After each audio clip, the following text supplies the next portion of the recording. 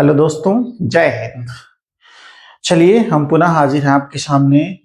UP board के previous year का जो पेपर हुआ था 822 CA, उसके जो बहुविकल्पीय प्रश्न थे, पिछले क्लास में हमने प्रश्न 1 से लेकर प्रश्न 10 तक हल कराया था। इस क्लास में हम प्रश्न 11 से प्रश्न 20 तक के सवालों को हल करते हैं।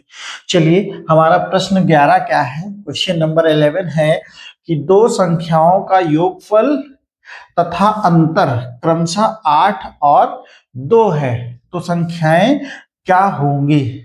ठीक, जब भी संख्याएं कहे तो हम संख्याएं मान लेते हैं।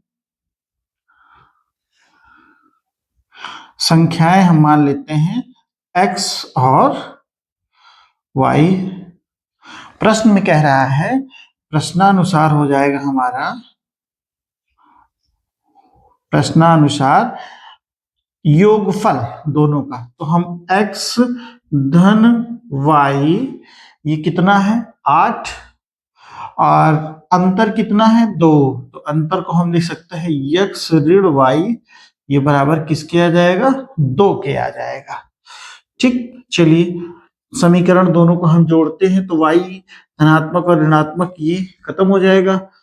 2x 2x कितना आ जाएगा 8 2 10 आ जाएगा, तो x की वैल्यू हमारी आ जाएगी 10, 2 से भाग उधर 2 जाएगा तो x की वैल्यू कितनी आई 5 आ गई।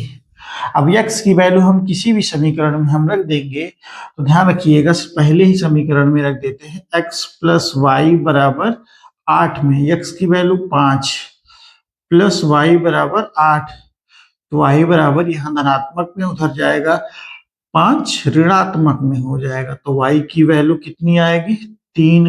तो संख्याएं क्या हो जाएंगी हमारे पास 5 और 3 हो जाएंगी। ठीक, यही हमारा क्या मिलेगा आंसर मिलेगा। क्लियर दोस्तों? चलिए प्रश्न नंबर 12 पे आते हैं और ये 12 प्रश्न हमारा है समांतर श्रेणी से। तो समांतर श्रेणी का एक सूत्र होता है nवां पद। nवां पद का सूत्र होता है Tn is equal to a plus n minus 1 into D होता है। ये सूत्र किसी भी श्रेणी, किसी भी समांतर श्रेणी के n वें पद निकालने का होता है। जहां पे देखते हैं कि a क्या होता है, a होता है प्रथम पद, n क्या होता है पदों की संख्या होती है, और d क्या होता है सार्वधातुक होता है। तो चलिए श्रेणी हमारे पास क्या है 10 है, 7 है, 4 है, उसके बाद डाट डाट करके, तो यहां से आप देख रहे हैं कि ये जो श्रेणी है इसमें ये संख्याएं कम हो रही हैं। तो यहां से सबसे पहले हम देखिए सार्वधातुक निकाल लेते हैं।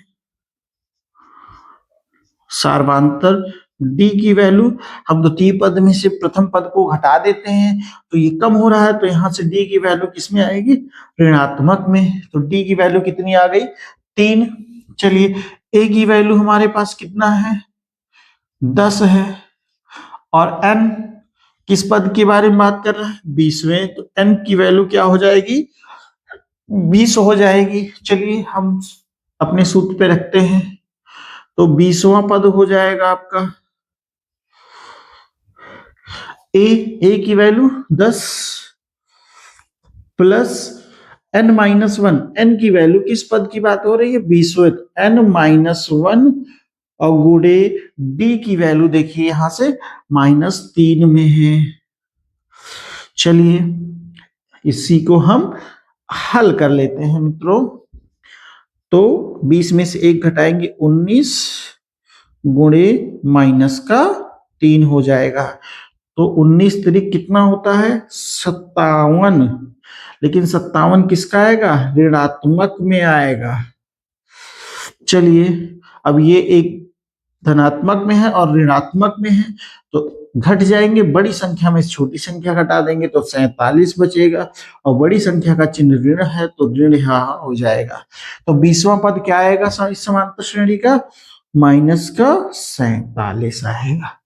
ठीक दोस्तों, चलिए दोस्तों हम आते हैं क्वेश्चन नंबर 13 पर कि 5 सेंटीमीटर त्रिज्या के वृत्त पर उसके केंद्र से 13 सेंटीमीटर दूर स्थित एक बिंदु से खींची गई स्पर्श रेखा की लंबाई होगी। सबसे पहले क्या कह रहा, 5 सेंटीमीटर त्रिज्या का वृत्त। चलिए, तो ये आपका एक 5 सेंटीमीटर त्रिज्या का वृत्त हो गया। ठीक, त्रिज्या कितनी है इसकी, 5 सेंटीमीटर है। ठीक, अब यहां से इस केंद्र से कितनी दूरी पे, 13 सेंटीमीटर की दूरी पे स्थित एक बिंदु, यानी कि यहां से और इस बिंदु को हम O मान लेते हैं, और जिस बिंदु से स्पर्श रेखा खींची जाएगी उसको हम A मान लेते हैं। ठीक, तो O से A दूरी पर स्थित एक बिंदु है और इसकी लंबाई कितनी है, 13 सेंटीमीटर है। अब स्पर्श रेखा, इस वृत्त के लिए एक स्पर्श रेखा खींची जाएगी, तो यहां जहां पे ये मिलेगी इस बिंदु को हम मान लेते हैं B।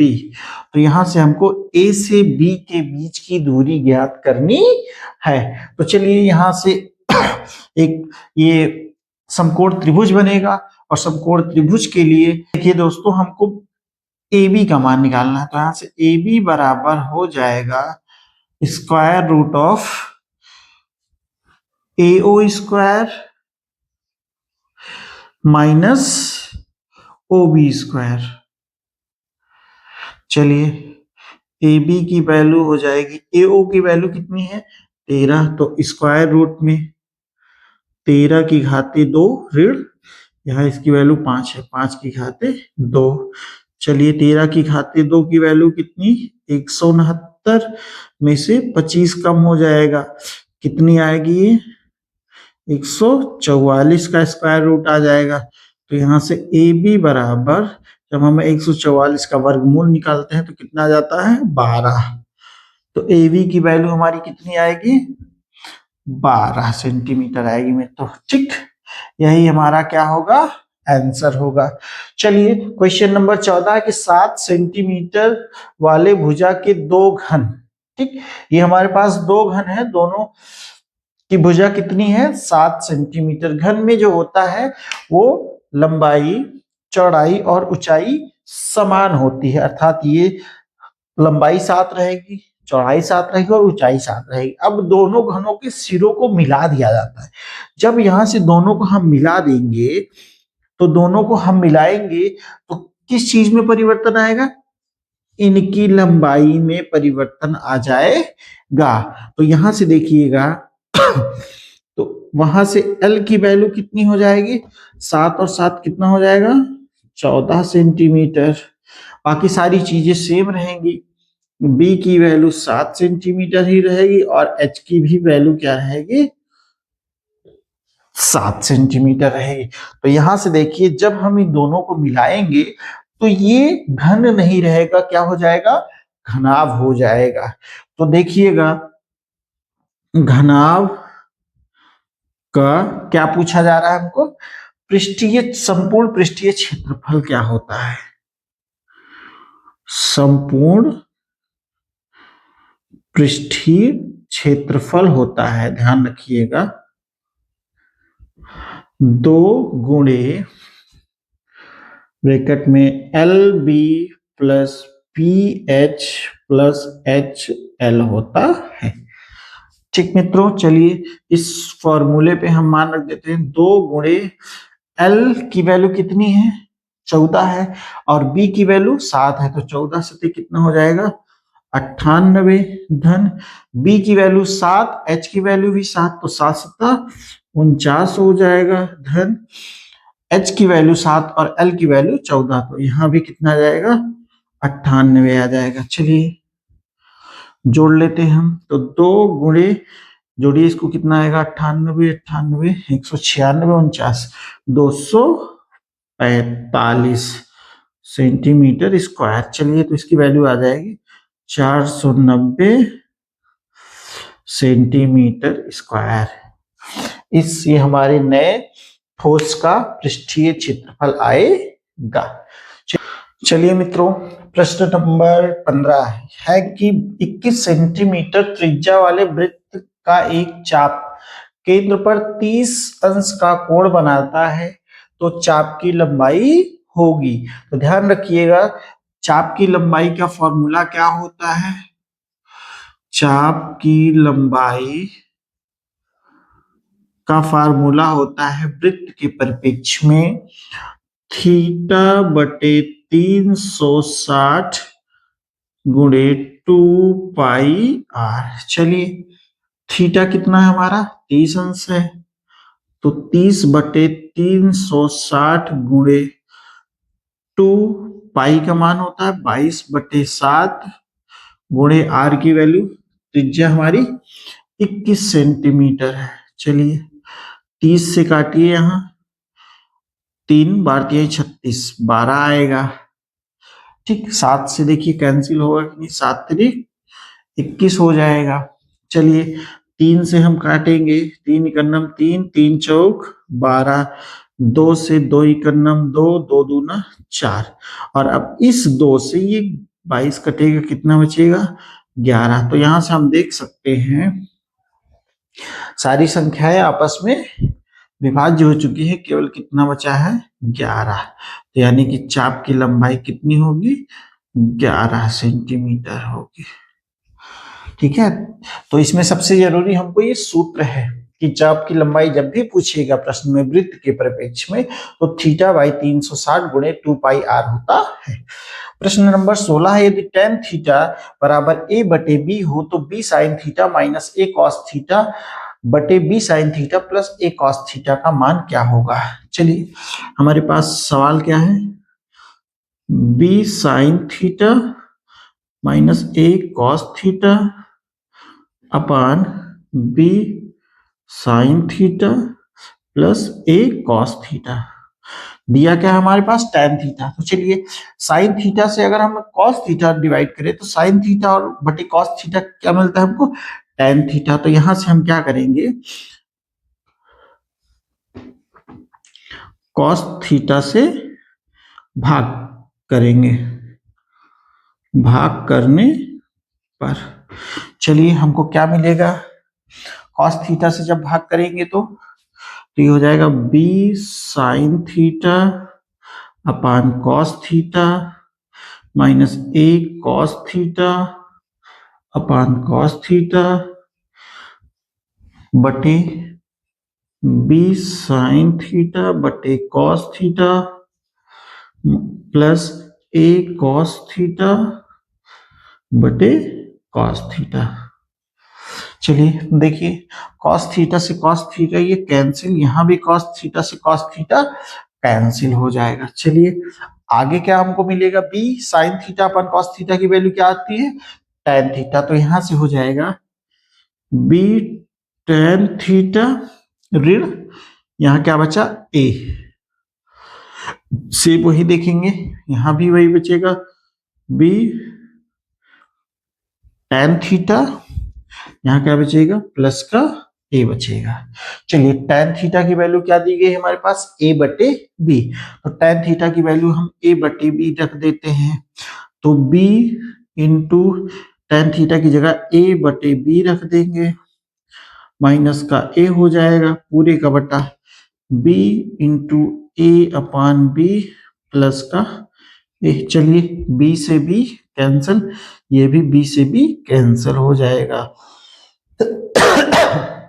ऊपर बचा हमारा a ऋण a अपान a धन a, ऊपर क्या आ जाएगा? शून्य। जब ऊपर a से a घटाएंगे शून्य आ जाएगा, तो पूरे ये फलन की वैल्यू क्या हो जाएगी? शून्य हो जाएगी। ठीक, तो हमारा आंसर क्या मिलेगा? यहां से हमको 0 मिलता है। क्वेश्चन नंबर 17 पे हम चलते हैं। चलिए, प्रश्न नंबर 17, प्रश्न नंबर 18 और प्रश्न नंबर 19, तीनों ये प्रश्न त्रिकोणमिति से लिए गए हैं। चलिए, प्रश्न नंबर हम 17 की बात करें, 3 cot a बराबर 4। तो यहां से देखिएगा 3 cot a बराबर क्या होगा? 4। तो cot a की वैल्यू क्या आ जाएगी हमारे पास? 4 बटे 3 क्या होती है? तो देखिएगा कॉट थीटा की वैल्यू क्या होती है, आधार बटे लंब, यानी कि 4 हमारा आधार होगा और 3 हमारा क्या होगा, लंब होगा। ठीक, तो यहां से इसकी वैल्यू 4, इसकी वैल्यू 3। तो हम यहां से AC की वैल्यू निकालेंगे, तो ध्यान रखिएगा AC की वैल्यू हो जाएगी अंडर रूट 4 का स्क्वायर धन 3 का स्क्वायर। कर्ण बराबर होता है आधार का स्क्वायर प्लस लंब का स्क्वायर। तो चलिए 4 का स्क्वायर कितना होगा, 16 और 9, तो ध्यान रखिएगा कितना जाएगा, 25। तो यहां से कर्ण की वैल्यू कितनी आएगी, 5। तो हमको किसका मान निकालना है, सेक ए का। तो सेक थीटा बराबर क्या होता है, ध्यान रखिएगा कॉस का जस्ट उल्टा होता है।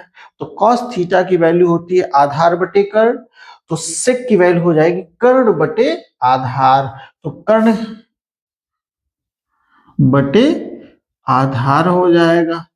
तो कर्ण हमारा कितना है, 5, और आधार कितना है, 4। तो सेक ए की वैल्यू कितनी आएगी हमारी, 5/4 आ जाएगी। ठीक, चलिए प्रश्न नंबर 18, बहुत आसान प्रश्न है ये, कि साइन 2a बराबर √3/2। तो साइन 2a बराबर √3/2, √3/2 साइन के किस डिग्री के मान का मान होता है, तो यहां से हम कह सकते हैं साइन 60 अंश का मान होता है। ठीक, तो यहां से साइन साइन दोनों मिल गया, तो यहां से क्या बचा, 2a बराबर 60 अंश, तो a बराबर 2 उधर में जाएगा, कितना आ जाएगा ये, 30 अंश, यानी कि a की वैल्यू क्या आएगी, 30 अंश आएगी। ठीक, सेम प्रश्न यही है, ऐसे ही है, ये भी आसान प्रश्न है। दिया है हमारा कि 2 cos 3 थीटा बराबर 1, तो यहां से हो जाएगा ये cos 3 थीटा बराबर 1/2 होगा। तो 1/2 कॉस के किस डिग्री की वैल्यू होती है, तो यहां से ध्यान दीजिएगा cos 3 थीटा बराबर ये होती है cos 60 डिग्री की वैल्यू। तो cos से cos कैंसिल हो जाएगा, 3 थीटा बराबर बचेगा 60 डिग्री। तो यहां से थीटा की वैल्यू आ जाएगी, डिवाइड में जाएगा, कितना हो जाएगी, 20 डिग्री हो जाएगा। ये हमारा आंसर आ जाएगा। ठीक है दोस्तों, आप लोगों ने ये प्रश्न हल किए, तो आप लोग बताइएगा कि किसको कितने प्रश्न आते हैं, किसका स्कोर कितना है। चलिए इसके बाद हम अपने लास्ट प्रश्न पे चलते हैं, बहुविकल्पीय के प्रश्न नंबर 20 पर। दिए गए चित्र में त्रिभुज ए बी सी के आधार BC के समानांतर एक रेखा खंड खींचा गया, जिसको हमने नाम दिया PQ। यदि कह रहा है कि PQ और BC का अनुपात कितना हो, 1:3 हो, तो और BP AP और BP का अनुपात क्या होगा। चलिए ध्यान रखिएगा, ये त्रिभुज ABC समानांतर रेखा क्या खींची गई है BC के, PQ, यानी कि ये दोनों रेखाएं कैसी होंगी, समांतर रेखाएं होंगी। तो यहां से एक प्रमेय होता है जिसको हम कहते हैं हेल्स की प्रमेय। हेल्स प्रमेय क्या कहता है कि यदि किसी त्रिभुज की एक भुजा के समांतर कोई रेखाखंड खींचा जाता है, तो अन्य जो शेष दो भुजाएं होती हैं वो एक ही अनुपात में दोनों भुजाओं को विभाजित करता है। कहने का मतलब ये है कि जितने अनुपात में ये इसको डिवाइड करेगा, उतने अनुपात में ये दोनों रेखाएं भी आपस में विभाजित होती हैं। तो हम कह सकते हैं यहां से कि त्रिभुज आपके ABC जो है, ABC वो समरूप होगा किस त्रिभुज के, APQ के, APQ के समरूप होगा। तो यहां से जब समरूप होगा तो हम कह सकते हैं कि AP बटा AB बराबर, ये दोनों रेखाएं भी समानुपात में होंगी, PQ बटा BC। चलिए ध्यान रखिएगा आगे कि AP जो है, AP यहां से है, AB को हम क्या लिख सकते हैं, AB को हम लिख सकते हैं AP धन ये कितना है, PB है, ठीक। और इसका अनुपात दिया गया है प्रश्न में, इसका अनुपात कितना है, 1:3, तो हो जाएगा 1/3। चलिए त्रियक गुणा कर लेते हैं, तो यहां से हो जाएगा 3AP बराबर 1 से गुणा करेंगे तो यही आएगा AP धन PB। चलिए AP को जब हम इधर लाएंगे तो ये हो जाएगा 2AP, एक AP कम हो जाएगा बराबर PB के। तो अब यहां से अनुपात में करेंगे, AP बटा PB बराबर यहाँ 1 बचेगा और ये 2 उधर भाग में चला जाएगा तो 1/2 हो जाएगा। तो यहां से देखिएगा अनुपात इसका क्या आएगा, 1:2 आएगा। यही हमारा क्या होगा, आंसर होता है। तो हमने सेट 822 CA के बहुविकल्पीय प्रश्नों के सभी प्रश्न हल करा दिए हैं। यदि किसी भी प्रश्न में डाउट हो तो कमेंट बॉक्स में जरूर लिखिए। धन्यवाद मित्रों।